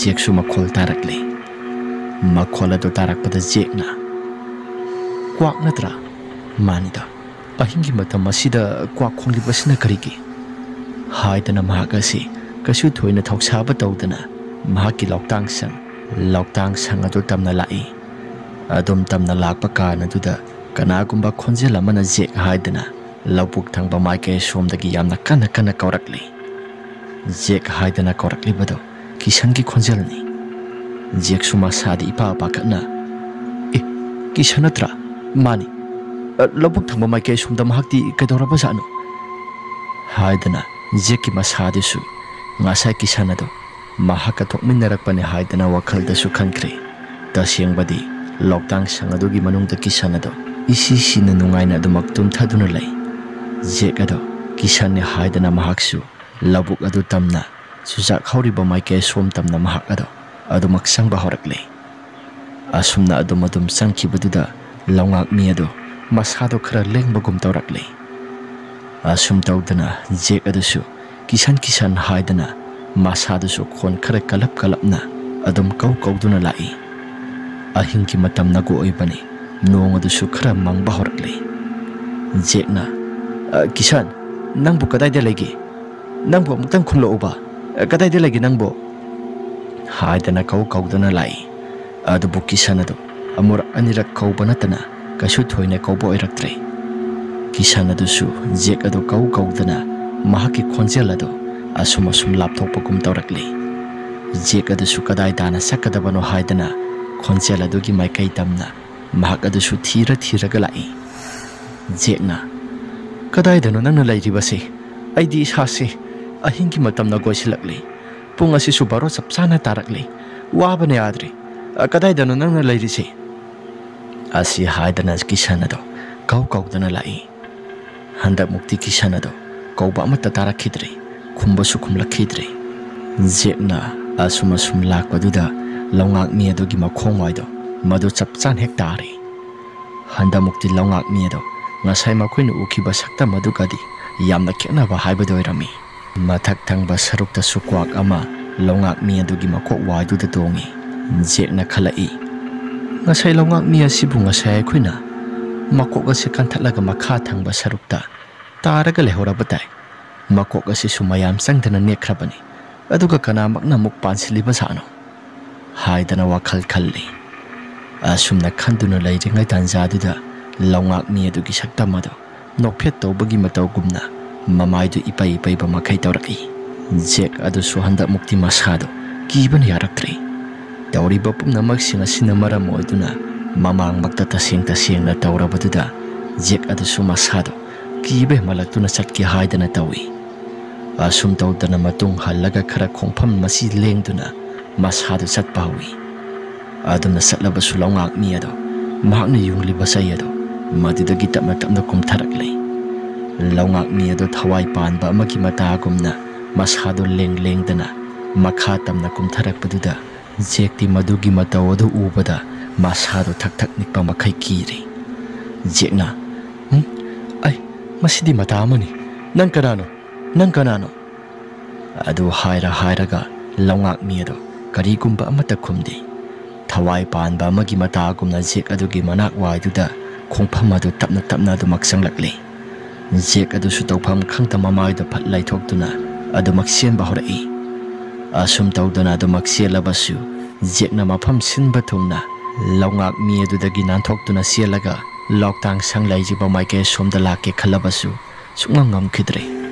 Lambi ado senba yaba sialabasu longak mi ado adumak thengaduna laire. Masa si tawpham chafam somata khangdre. Jekna oh mafam jaga si karigumba amadi adum tawba satnina as ngasidi aigi numida si soidana suba tari ai isasi soidana siba tari ngasigi numisimadi hairaga mamanaba manga singado tanabani haidana yamna kana kaurakli. Adubu nongnaga manglakpani makhoi manga dudi siba makai pop taba makai tumthakibana lamadasu khara lapnabaga Jekna kauriba pumnamak singado makhoi manga dudi amata hek takhidre. Longak mi adugi manak waiduda sialabasu hanjin tarakpaduda Jekki masado kibana mahaki khongra waduda mapan thoksingkhre amukasu. Asum tawdana longak mi ado Jek adugi manak tamna lakle. Jek adusu andakti akiba pumnamak singa se phajinduna handa mukti phunarage khanduna mahaksu masada semba saba horakle. Adubu masada akibtu jungba kaya marom amadi phauri. Jek adusu longak mi aduna asum sanglakpado mahaksu kutum singduna ngaire. Longak mi ado khara makhai wangi. Longak mi aduna tapna saruna saba amagi matagumna lakpaduda Jeksu masada kitu jungba kitang di phauribado mahaksu apha punaba khara singado phajinbado loina phajinba loiraba matungda longak mi adugi mamaida kinna thilli. Adumna kinna thinbaduda longak mi adugi mamaido hutlai thoi. Longak mi adugi mamaidu sulai silaklaba kanda karigumba amata tawdi. Amukasu Jekna kumabuk waiduda longak mi ki mabukta kinna thilli. Longak mi adusu saruna saba oibana mabuk ado phawdoktuna kinna do satkre.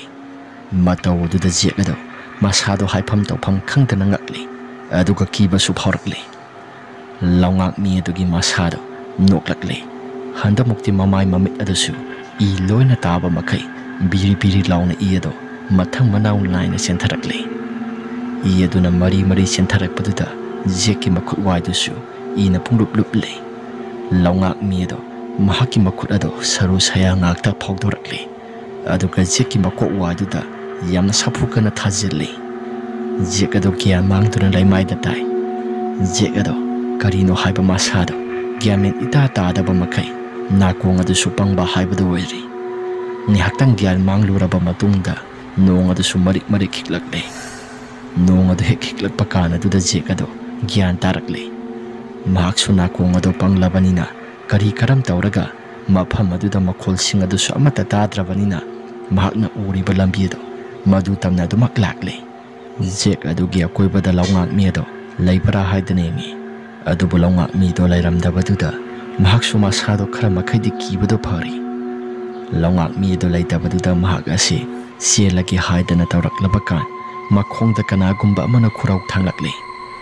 Handa mukti mahaksu khurau thanglakpaduda hangatna yengloba matamda laungak mi do akiba saktam amada makok ado masa mathanta phukdokli. Aduga jek tamna langsilai. Jek adusu tawriba mawng matawsing aduda masado kibana yamna kana hekta lawi. Laungak mi adusu mahaki masa waiduda mahaki manga kakhatkiba manga phuktokiba jaga adu thangba saruk mangak samaduda I phiri launa kaplaktuna jeki masada loina tasilakli. Jek adusu haipam tokpam khangdana yamna kana hekta lawi. Asum tawdana lawkibaduda jek adugi makhong ado laungak mi aduna paiduna soro launa singsingkre. Asum tawdana singsingkiba kana duda asumdana kam tawri nong adusu kana suraklaba kana duda mayam sing adusu mikap thoknarakli. Herojitna hana mikap tholakpani. Jekti kadai tana sakhrabano. Mayam sing adusu hawkotnarakli. Mayam sing adu hawkotnarakpaduda jek adu lairamdabaduda mayam adu ngakpana khamthengli. Jek tu bukadai tana sakhrabano. Mayam amutang yengsira. Haidana mayam sing adusu hawkotnarakli. Aidi ngasai makai nungaina potharuredana. Rasna hairakpani. Mayam sing adusu jek haidana kawi. Adubu kanagumba amata khumlakti. Adumna kauduna lairingai tanjaduda mapan thangba saruk adomda kanagumba amana thong ado hangdoklo haibagi matagumna yamna kana hekta thilai. Adumna thong ado thilaklaba kana duda mayam ase khampre khangi. Herojitna Jek nang adum thong ado hangdoklaga sanglau kaino nangna mapanda lok tawba natabro. Kanagumba khonjel masak masa amata khangba ngamdraba khonjel amana thong ase hango haiduna yamna kiba phangna hairai. Matawaduda mayam sing adusu yareda khonjel amuk sadana yare khara thuna sanglau aikhoi nang thige haidana tholaki tawrambani. Jek adusu handak mukti tumin adumak laikre. Mayam sing adusu jek na ahinga sida sanari base karino haidana mayam ase khanarakle. Nong adusu khara pathakre. Nong pathakiba kana duda herojitna alawse aikhoi mayam sanglaga mutang thidragadi yararoi. Masigi mahasandana si manam suyamna kanbani. Haidana mayam sing adusu thoki haidana tawrakle. Adumna thoki haidana tawraklaba kana duda makhoi go down lairiba maike somda kanagumba amana khusu khulai lauthopagi makholgumna karigumba khara langbagumna tarai. Matawaduda mayam sing adusu go down laiba maike somda lai. Adubu kanagumba amata laibadi uramdi. Herojitna labuk thangba maike somda salamgadaba mali. Mapan thokpam se somda oisi haidana khuna nahan haikibado. As khangdeda labuk thangba maike somda matuga lairaba sala. Asi haidana lairingai tanjaduda jekna mayam sing aduda kaubagi matawgumna aibo amutang kanbiyo haidana labuk thangba maike somda yamna kana laurakle. Tonina jeki khonjel natra ramna mani kaino kisan suma sado pakatpu kaibo aikhoi labuk tamna mutang chalaga yengusiba kanana khangni khudong thiba nanglabadi amutang chalaga mateng panglusi. Haidana mayam sing adusu phone ki mai sing ado kaptuna lakle. Nong adusu pathakiba matam oibanina makhoi su thibado khara makhidi nungai. Tawbadabu jek adudi makhoi gi labuk thangba maike somda makholado ado makta dana aibo amutang kanbiyu aibo kanbiro ai sidawre haidana yamna kana hekta lawi. Adumna kana lauram laba matungda jek ado mafam marang khangdana adumak tumina laikre. Mayam sing adusu jek aduna laukiba maike somda adum lai. Asum tapna lakpana jek adugi khonjel waido makhoi mayam pulap satpanina kadai waida tabano haibado amata khangkhidre. Rasna itausa aikhoi maria si saithokduna salasi aduga thinarasi karigumba hek phangbaga aikhoina phangle haidana adumak hainasi aduga maike somda adumak sanaduna aikhoi pulapun sinduna ꯐꯪꯂꯤꯕ ꯃꯐꯝ ꯖꯒꯥꯗꯨꯗ ꯄꯨꯂꯞ ꯇꯤꯟꯅꯁꯤ꯫ ꯔꯥꯖꯀꯤ ꯋꯥꯐꯝ ꯑꯗꯨ ꯃꯌꯥꯝ ꯑꯗꯨꯅ ꯌꯥꯔꯤ꯫ ꯃꯌꯥꯝꯁꯤꯡ ꯑꯗꯨꯁꯨ ꯇꯣꯉꯥꯟ ꯇꯣꯉꯥꯟꯅ ꯆꯠꯅꯈ꯭ꯔꯦ꯫ ꯑꯗꯨꯝꯅ ꯇꯣꯉꯥꯟ ꯍꯦꯛ ꯆꯠꯈꯤꯕ ꯀꯥꯟ ꯑꯗꯨꯗ ꯇꯣꯅꯤꯅ ꯃꯍꯥꯛꯅ ꯂꯥꯛꯂꯤꯕ ꯖꯒꯥ ꯑꯗꯣꯝꯗ ꯏ ꯑꯁꯤ ꯄꯔꯦꯡ ꯁꯥꯡꯅ ꯀꯅꯥꯒꯨꯝꯕ ꯑꯃ ꯏ ꯑꯁꯤ ꯄꯔꯦꯡ ꯁꯥꯡꯅ ꯍꯩꯊꯗꯨꯅ ꯆꯠꯂꯤꯕꯗꯣ ꯃꯗꯨ ꯎꯔꯛꯂꯦ꯫ ꯃꯗꯨ ꯎꯔꯛꯄꯗ ꯇꯣꯅꯤ ꯑꯗꯨꯁꯨ ꯉꯛꯄꯅ ꯈꯝ ꯊꯦꯡꯂꯦ꯫ ꯏ ꯃꯌꯥꯝꯁꯤꯡ ꯑꯁꯤꯗꯤ ꯀꯅꯥꯒꯤꯅꯣ? ꯏ ꯑꯁꯤꯒꯤ ꯈꯣꯡꯒꯨꯜ ꯂꯤꯕꯅ ꯐꯒꯗꯧꯔꯤꯕ꯭ꯔꯥ ꯍꯥꯏꯗꯅ ꯏ ꯑꯗꯨꯒꯤ ꯈꯣꯡꯒꯨꯜ ꯑꯗꯨ ꯂꯤꯗꯨꯅ ꯂꯥꯛꯂꯤ꯫ ꯏ ꯑꯗꯨꯒꯤ ꯈꯣꯡꯒꯨꯜ ꯑꯗꯨꯗ ꯂꯥꯛꯄ ꯀꯥꯟ ꯑꯗꯨꯗ ꯉꯁꯥꯏ ꯖꯦꯛꯅ ꯂꯤꯠꯈꯤꯕ ꯐꯨꯔꯤꯠ ꯖꯦꯀꯦꯠ ꯑꯗꯣ ꯃꯅꯥꯛ ꯋꯥꯏꯗꯨꯗ ꯇꯥꯔꯝꯃꯤ꯫ ꯃꯍꯥꯛꯅ ꯑꯁꯨꯝ ꯂꯥꯛꯄ ꯀꯥꯟ ꯂꯝꯕꯤꯒꯤ ꯃꯇꯥꯏꯗ ꯃꯍꯥꯛꯀꯤ ꯃꯅꯥꯛ ꯋꯥꯏꯗꯨꯗ ꯐꯨꯔꯤꯠ ꯑꯗꯨ ꯇꯥꯔꯝꯕꯗꯨꯗ ꯇꯣꯅꯤꯁꯨ ꯃꯁꯥꯗꯨ ꯀꯤꯕꯅ ꯌꯥꯔꯛꯇ꯭ꯔꯦ꯫ ꯖꯦꯛ ꯍꯥꯏꯗꯅ ꯌꯥꯝꯅ ꯀꯟꯅ ꯀꯟꯅ ꯀꯧꯗꯨꯅ ꯃꯍꯥꯛꯁꯨ ꯑꯗꯨꯃꯛ ꯂꯥꯛꯏ꯫ ꯑꯁꯨꯝꯅ ꯂꯥꯛꯄ ꯀꯥꯟ ꯑꯗꯨꯗ ꯖꯦꯛ ꯑꯗꯨꯒꯤ ꯈꯣꯟꯖꯦꯜ ꯃꯥꯟꯕ ꯑꯃ ꯆꯨꯖꯥꯛ ꯄꯥꯝꯕꯤ ꯃꯌꯥꯝ ꯃꯔꯛ ꯑꯗꯨꯗ ꯅꯥꯍꯦꯕꯒꯤ ꯈꯣꯟꯖꯦꯜ ꯑꯃ ꯇꯥꯔꯛꯏ꯫ ꯑꯗꯨꯝꯅ ꯈꯣꯟꯖꯦꯜ ꯑꯃ ꯇꯥꯔꯛꯄꯗꯨꯗ ꯇꯣꯅꯤꯁꯨ ꯖꯦꯛꯀꯤ ꯈꯣꯟꯖꯦꯜ ꯅꯠꯇ꯭ꯔꯥ? ꯖꯦꯛ, ꯅꯪꯕꯨ ꯀꯗꯥꯏꯗ ꯂꯩꯒꯦ? ꯑꯁꯤ ꯍꯥꯏꯔꯒ ꯀꯧꯕꯗꯨꯗ ꯖꯦꯛꯁꯨ ꯃꯁꯥꯗꯨ ꯅꯥꯍꯦꯔꯒ ꯑꯩ ꯁꯤꯗ ꯂꯩ ꯍꯥꯏꯗꯅ ꯃꯍꯥꯛꯁꯨ ꯍꯥꯏꯔꯛꯂꯦ꯫ ꯖꯦꯛ ꯑꯗꯨꯁꯨ ꯃꯍꯥꯛꯅ ꯑꯗꯨꯗ ꯂꯩ ꯍꯥꯏꯗꯨꯅ ꯍꯥꯏꯔꯛꯂꯕ ꯀꯥꯟ ꯑꯗꯨꯗ ꯇꯣꯅꯤꯁꯨ ꯀꯗꯥꯏ ꯋꯥꯏꯗꯅꯣ ꯍꯥꯏꯗꯅ ꯃꯃꯥꯏꯗꯨ ꯂꯩꯗꯅ ꯌꯦꯡꯉꯤ꯫ ꯖꯦꯛꯅ ꯌꯥꯝꯅ ꯋꯥꯅ ꯀꯧꯔꯛꯂꯤꯕ ꯃꯥꯏꯀꯩ ꯑꯁꯣꯝꯗ ꯃꯍꯥꯛꯁꯨ ꯋꯥꯅ ꯊꯤꯗꯨꯅ ꯂꯥꯛꯂꯦ꯫ ꯇꯣꯅꯤꯁꯨ ꯂꯥꯏꯕꯛ ꯐꯕꯅ ꯖꯦꯛꯀꯤ ꯃꯁꯥ ꯋꯥꯏꯗꯨ ꯃꯗꯨꯒꯤ ꯃꯅꯥꯛ ꯋꯥꯏꯗ ꯌꯧꯔꯛꯂꯦ꯫ ꯑꯗꯨꯕꯨ ꯇꯣꯅꯤꯅ ꯖꯦꯛꯀꯤ ꯃꯅꯥꯛ ꯋꯥꯏꯗ ꯍꯦꯛ ꯌꯧꯔꯛꯂꯕ ꯀꯥꯟ ꯑꯗꯨꯗ ꯃꯍꯥꯛꯀꯤ ꯃꯁꯥꯗꯨ ꯍꯩꯅꯗꯕꯅ ꯀꯔꯤꯅꯣꯃ ꯇꯧꯔꯛꯂꯦ꯫ ꯑꯀꯤꯕ ꯐꯪꯂꯕ ꯁꯛꯇꯝ ꯑꯗꯨꯁꯨ ꯌꯦꯡꯕ ꯉꯝꯂꯝꯗꯦ꯫ ꯖꯦꯛꯀꯤ ꯃꯍꯥꯛꯀꯤ ꯃꯕꯨꯛ ꯑꯗꯨꯁꯨ ꯍꯣꯒꯥꯏꯔꯕ ꯀꯥꯟ ꯊꯤꯕꯣꯡ ꯊꯤꯔꯤꯟꯁꯤꯡ ꯑꯗꯨ ꯃꯄꯥꯟ ꯊꯪꯕ ꯁꯔꯨꯛꯇ ꯂꯣꯏꯅ ꯍꯦꯛꯇ ꯆꯤꯡꯊꯣꯛꯏ꯫ ꯇꯧꯕꯗꯕꯨ ꯁꯣꯔ ꯑꯗꯨꯗꯤ ꯂꯩꯕꯅꯤꯅ ꯃꯁꯥꯒꯤ ꯃꯤꯍꯨꯜ ꯑꯗꯨ ꯂꯩꯕꯅꯤꯅ ꯖꯦꯛ ꯑꯗꯨ ꯀꯞ ꯂꯥꯎꯗꯨꯅ ꯑꯋꯥ ꯆꯩꯅꯥꯈꯣꯜ ꯑꯃꯗ ꯈꯥꯡꯗꯨꯅ ꯂꯩꯔꯝꯃꯤ꯫ ꯇꯣꯅꯤꯁꯨ ꯇꯧꯔꯤꯕ ꯄꯨꯝꯅꯃꯛꯁꯤꯡ ꯑꯗꯨꯗ ꯌꯦꯡꯕꯗ ꯌꯥꯝꯅ ꯍꯩꯅꯗꯕ ꯍꯥꯏꯕꯗꯨ ꯑꯣꯏꯔꯝꯃꯤ꯫ ꯑꯁ ꯖꯦꯛ, ꯀꯩꯅꯣ ꯇꯧꯔꯤꯕꯁꯤꯗꯤ ꯍꯥꯏꯗꯅ ꯃꯍꯥꯛꯁꯨ ꯖꯦꯛꯀꯤ ꯃꯅꯥꯛ ꯋꯥꯏꯗꯨꯗ ꯇꯞꯅ ꯆꯪꯁꯤꯜꯂꯤ꯫ ꯃꯇꯧ ꯑꯗꯨꯗ ꯇꯣꯅꯤꯗꯤ ꯃꯁꯥꯗ ꯀꯤꯕꯅ ꯌꯥꯔꯛꯇ꯭ꯔꯦ꯫ ꯃꯌꯥꯝꯁꯤꯡ ꯑꯗꯨꯁꯨ ꯌꯥꯝꯅ ꯀꯟꯅ ꯀꯧꯏ꯫ ꯑꯗꯨꯕꯨ ꯃꯈꯣꯏ ꯃꯌꯥꯝꯁꯤꯡ ꯑꯗꯨꯁꯨ ꯆꯥꯏꯊꯣꯛꯇꯨꯅ ꯌꯥꯝꯅ ꯂꯥꯞꯅ ꯆꯠꯅꯈꯤꯕꯅ ꯀꯧꯕꯒ ꯑꯃꯠꯇ ꯍꯦꯛ ꯇꯥꯈꯤꯗ꯭ꯔꯦ꯫ ꯂꯧꯐꯝ ꯑꯁꯤꯁꯨ ꯑꯁꯨꯛꯀꯤ ꯃꯇꯤꯛ ꯌꯥꯝꯅ ꯆꯥꯎꯕꯅꯤꯅ ꯃꯌꯥꯝꯁꯤꯡ ꯑꯗꯨꯁꯨ ꯑꯃꯠꯇ ꯍꯦꯛ ꯇꯥꯅꯈꯤꯗ꯭ꯔꯦ꯫ ꯇꯣꯅꯤꯅ ꯀꯧꯖꯔꯤꯕ ꯃꯌꯥꯝꯁꯤꯡ ꯑꯗꯨꯁꯨ ꯑꯃꯠꯇ ꯇꯥꯗꯕꯗꯨꯗ ꯃꯍꯥꯛꯁꯨ ꯀꯔꯤ ꯍꯥꯏꯒꯗꯕꯅꯣ ꯇꯧꯐꯝꯒ ꯑꯃꯠꯇ ꯈꯪꯂꯝꯗꯦ꯫ ꯖꯦꯛꯅ ꯚꯥꯏ, ꯅꯈꯣꯏ ꯃꯐꯝ ꯖꯒꯥ ꯑꯁꯤꯗꯒꯤ ꯈꯔ ꯊꯨꯅ ꯉꯁꯤꯒꯤ ꯑꯍꯤꯡ ꯑꯁꯤꯗ ꯅꯥꯟꯊꯣꯛꯇꯨꯅ ꯆꯠꯍꯧꯔꯣ꯫ ꯑꯩꯕꯨꯗꯤ ꯃꯐꯝ ꯖꯒꯥ ꯑꯁꯤꯗ ꯁꯣꯏꯗꯅ ꯁꯤꯔꯅꯤ꯫ ꯅꯈꯣꯏꯗꯤ ꯍꯤꯡꯗꯕ ꯌꯥꯗꯕꯅꯤ꯫ ꯑꯗꯨꯅ ꯅꯈꯣꯏ ꯃꯐꯝ ꯑꯁꯤ ꯈꯔ ꯊꯨꯅ ꯊꯥꯗꯣꯛꯇꯨꯅ ꯉꯁꯤꯒꯤ ꯑꯍꯤꯡ ꯑꯁꯤꯗ ꯆꯠꯈ꯭ꯔꯣ꯫ ꯑꯩꯗꯤ ꯃꯐꯝ ꯑꯁꯤꯗ ꯌꯥꯇꯍꯧꯔꯒꯦ ꯍꯥꯏꯔꯒ ꯃꯍꯥꯛꯁꯨ ꯁꯣꯜꯂꯤ ꯃꯥꯜꯂꯤ꯫ ꯋꯥꯁꯤꯡ ꯑꯗꯨ ꯍꯥꯏꯔꯛꯄꯗꯨꯗ ꯇꯣꯅꯤꯁꯨ ꯃꯍꯥꯛꯀꯤ ꯃꯁꯥꯗ ꯉꯛꯄꯅ ꯈꯝ ꯊꯦꯡꯂꯦ꯫ ꯇꯣꯅꯤꯅ ꯅꯪꯅ ꯁꯤ ꯇꯧꯔꯤꯕꯁꯤ ꯀꯅꯥꯅꯅꯣ? ꯍꯥꯏꯌꯨ, ꯀꯅꯥꯅ ꯇꯧꯔꯤꯕꯅꯣ? ꯇꯣꯅꯤꯒꯤ ꯋꯥꯐꯝ ꯑꯗꯨꯗ ꯖꯦꯛꯅ ꯂꯧꯉꯥꯛꯃꯤ ꯍꯥꯏꯔꯒ ꯇꯣꯅꯤ ꯑꯗꯣ ꯑꯗꯨꯝ ꯄꯣꯞ ꯇꯥꯕ ꯃꯈꯩ ꯃꯍꯥꯛꯀꯤ ꯑꯔꯣꯏꯕ ꯌꯥꯍꯤꯞ ꯑꯣꯏꯈ꯭ꯔꯦ꯫ ꯂꯧꯉꯥꯛꯃꯤ ꯍꯥꯏꯅ ꯄꯜꯂꯛꯄꯗꯨꯗ ꯇꯣꯅꯤꯒꯤ ꯃꯁꯥꯗꯨ ꯀꯤꯕꯅ ꯌꯥꯔꯛꯇ꯭ꯔꯦ꯫ ꯇꯣꯅꯤꯁꯨ ꯑꯀꯣꯏꯕꯗ ꯍꯨꯠ ꯂꯩꯗꯨꯅ ꯌꯦꯡꯉꯤ꯫ ꯖꯦꯛꯀꯤ ꯑꯁꯤꯕ ꯍꯛꯆꯥꯡ ꯑꯗꯨ ꯄꯨꯊꯣꯔꯛꯀꯦ ꯈꯟꯗꯅ ꯃꯍꯥꯛꯁꯤ ꯆꯤꯡꯗꯨꯅ ꯄꯨꯕ ꯍꯧꯔꯛꯂꯤ, ꯑꯀꯤꯕ ꯑꯃꯒ ꯂꯣꯏꯅꯅ꯫ ꯑꯁꯨꯝꯅ ꯇꯧꯔꯛꯄꯗꯨꯗ ꯖꯦꯛꯀꯤ ꯃꯁꯥ ꯃꯍꯥꯛꯀꯤ ꯃꯕꯨꯛ ꯑꯍꯣꯕꯗꯨ ꯀꯅꯥꯒꯨꯝꯕ ꯑꯃꯅ ꯃꯕꯨꯛ ꯃꯅꯨꯡꯗꯒꯤ ꯈꯨꯠ ꯑꯃ ꯊꯤꯟꯗꯣꯔꯛꯂꯦ꯫ ꯑꯗꯨꯒ ꯊꯤꯕꯣꯡ ꯊꯤꯔꯤꯟ ꯆꯦꯟꯗꯨꯅ ꯂꯥꯛꯂꯤꯕ ꯄꯨꯝꯅꯃꯛꯁꯤꯡ ꯑꯗꯨ ꯊꯥꯗꯠꯇꯨꯅ ꯊꯝꯍꯧꯔꯦ꯫ ꯃꯇꯧ ꯑꯗꯨ ꯎꯕꯗ ꯇꯣꯅꯤꯒꯤ ꯃꯁꯥꯗꯨ ꯈꯣꯡꯗꯒꯤꯅ ꯀꯣꯛ ꯐꯥꯎꯕ ꯇꯨ ꯆꯨꯡꯈꯤꯕ ꯈꯪꯍꯧꯗꯦ꯫ ꯑꯗꯨꯝꯅ ꯇꯨ ꯆꯨꯡꯈꯤꯕꯗꯨꯗ ꯃꯁꯥꯗꯨ ꯈꯪꯊꯥ ꯊꯥꯗꯣꯛꯈ꯭ꯔꯦ꯫ ꯃꯇꯧ ꯑꯗꯨ ꯇꯣꯅꯤꯁꯨ ꯃꯁꯥꯗꯨ ꯀꯤꯕ ꯑꯃ ꯐꯥꯎꯔꯛꯂꯤ꯫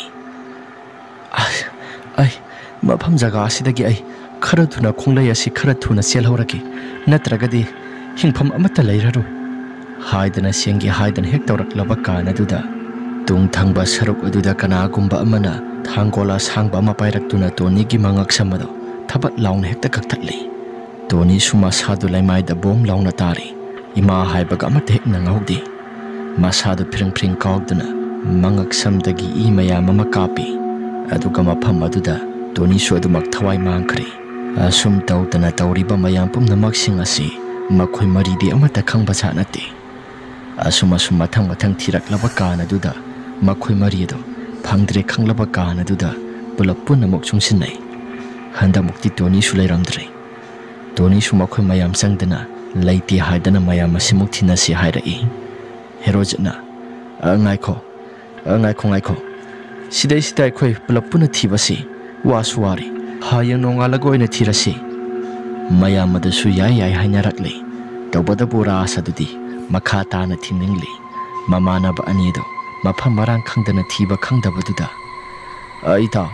aidi makha tana thiningida rasna hairakpani adumna hek hairappa loibaga labuk thangba maike somda kanagumba amana yamna kana law khongbagi makhol khara tarakli makhoi mari adusu hongnaruba tawdana maike dom tamna parap sensilli herojna hana mang thana sensinbani adubu makhoi mari adu kadom thangba sarukta sensinkibanu haibado makhol adugi maike tamna makhoi asi mafam marang khangdana ko senduna lai asum selakpana tung thangbada selakpa kisanado mafam marang khangdana ura amada yesinduna masadu tu hori mahak tu hobadu kanagumba matana uhodre ramne herojne rasne makhoi mari adu makchiankre adumna hek siankiba kana duda kisan mahaki masado wa ngang somata thokidre masado kibana yaraktre mahakna itaw haidana kawi mayam singaduda adubu mayam singadudi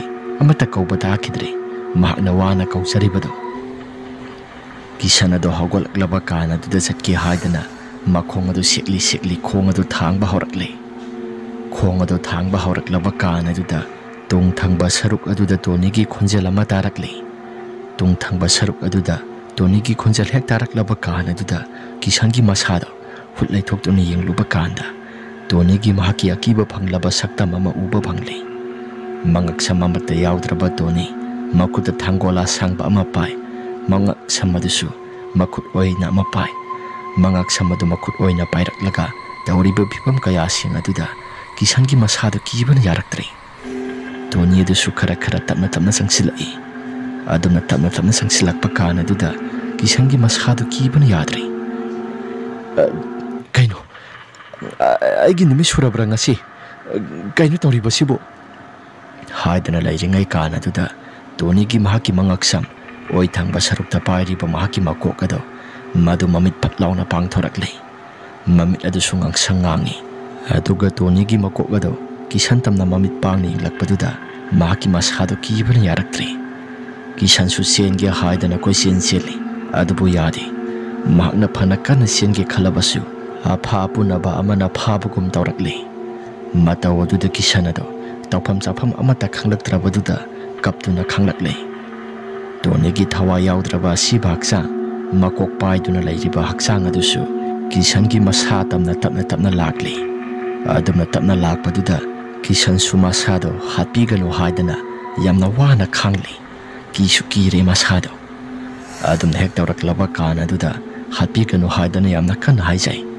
adubo asib haksang oiraba thawa yaudraba haksang bhut changlaba Tony gi thawa yado maduna pairiba thangol aduna kisangi mahaki thabak wajudi yamna kana thilli aduga mabu wadi singtharaklaba kan mathibong marinado mapan tamna singthorakle asum tawdana kisana sisu mafam aduda thawai thaba haibado oikre makhoi ohum adusu sumasum seminarai makhoi ohumna seminarakpaduda tung thangba sarukta selakiba kisanado lairamdabaduda makhoi ohum ado ngakpana khamthengle ramna kisandu bo hojik ngaktangi mamangda lamba taine aduga kadai tana saklauraba bhai amuktang thirusira makhoi ohum adu sumatha yamna saba haibado oire makhoi ani thiba phangdringai chairak aduda kisan somu mangsilakpaduda makhoi se haipam thapam amata khangsilaktre asum tawduna lairingai chairak aduda makhoi ohum asisu haipam thapam khangdana mafam marang khangdana makhoi ohum adu koi thirakle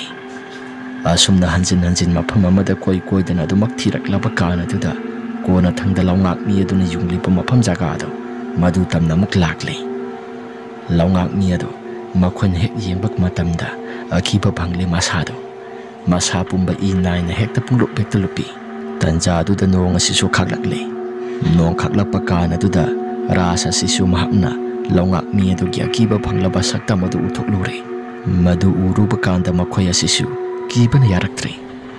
Mafam asi thadokuna khara thuna satlase haidana makhoi asisu thadokuna satki tawi. Adubu Tony amadi Jack Kishan makhoi ahum ki akiba phanglaba saktam ama makhoin uba phangle. Makhoina satki haidana tawriba mamang waigi lambi aduda Jack adusu mathibong marinado makhadi ihai haidabagumna masadu yamna akiba phanglaba saktam amada phibam ikai kaina lepado makoisu urakle. Tony su mahaki akakpa makok ado oi thangba makuta pai aduka ye thangba saruktana thangol ama pai yamna akiba phanglaba saktam amada lairami. Kishan su mahaki thibong thrin ado haidokpa makai tharak yanduna yamna kiraba saktam amada lairami. Makhoi ahumgi phibam adu uba matamda makhoi ahum adudi kibani yaraktre. Yamna kan hekta lauduna mafam marang khangdana koisin seli.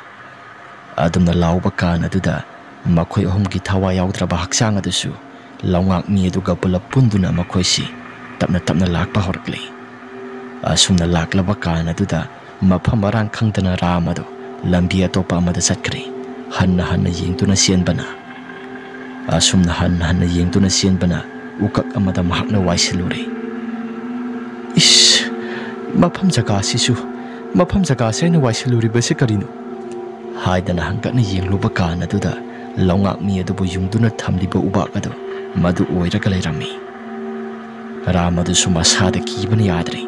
Asumna kina yengkhalakpa kan aduda laungak mi adu sumasado makut ado asum sangtarakle saru sayang akta. Ramadu sumasado kibani yadre. Siensi khalabasu mamanaba makhoi ahumgi thawa yaudraba haksang ado mahak tamna pulap koisilakle. Laungak mi adu su akiba phanglaba saktam amada mamai mamit ado lotpa makai laungak mi adu gi saktam ado tapna kumtharakle. Adumna kumtharaklaba kan laungak mi gi mahaki litliba ko ado maglitli. Makut adu su saru ngakta oina tawi aduga nakal amaromdana saru thindolai makut ki saru. Laungak mi ki makok ado akiba phanglaba saktam amada makhoina sabit launa nekhiba pungpai raba makok aduni. Makok ado sepaina aduna ram tamna mahaki manak tamna lai. Adumna lakpa kan ram ado sanglakanu haidana yamna kana laujai. Adubu laungak mi aduna taba kauba laikhidre. Laungak mi ado maya thangba saruk adomda I ngakta phiri launa kapthorai. Aduga ram ki masa pumba ina loina pungthum thumle. Ram adu su mahaki masado kibana yaraktre. I mayam sing ado kapsilakpaduda masado phiring chongi. Mamanaba makhoi ahum Tony amadi Jack Kishan makhoi ahum na mahaki masa pumba paiduna singkhalakle. Tawriba pumnamak sing asida ramgi masado kibana yaraktre. Laungak mi adu su mahaki tungthangba sarukta singjanga mapairibado mahaksu urakle. Ram su madu ubada mahakbu hatpiganu haidana yamna kana haijai adubu upai leite. Laungak mi adugi pairakliba singjang aduna wangna thangatlaba matung ram adugi makoktagi namakha phauba loin hekta khaidakre. Asum tawdana mafam aduda ram asisu adumak thawai thakre. Asumdana kam tawri Herojit amadi Ras mabani se kibana yaraktraduna Herojit sumaki gari sodo laukthokle khara thuna. Aduga gari asisu khara yangna thawraklaba kan aduda khuladugi matai thangba saru khunjil waidu su yorakadawri. Tawriba pumnamak sing asi makhoisu kibana yadre. Asum tawdana gari do hathu thawrakpaduda matai thangba saruk asida laungak mi ngakta pareng sangna lambi ki matai singda lairido loina urakle. Adubu Herojit mahaki masado akiba amata laitana masa pumnamak phajinduna yamna kana thawrakle. Asum tawdana gari do khulgi saka amada khamle. Masado kibana yaraktraduna yum amada khara thuna sensilli. Makhoina sensilakliba yum asi khul asigi tomba kauba maiba amagi yumdani. Thong thilaga thong ase amuktang hangpiu haidana yamna kanna kaurakle. Tomba su masado khara tumtharure thong adu hangdokle. Tomba ni ingangakna isa nakhoi kana no. Makhoi su makhoi ki haurakpham singada loina tamle. Wari pumnamak singada su loina haidokle. Tombana phare sanglo imungda khara thuna sanglo haidana imungda sanghalli.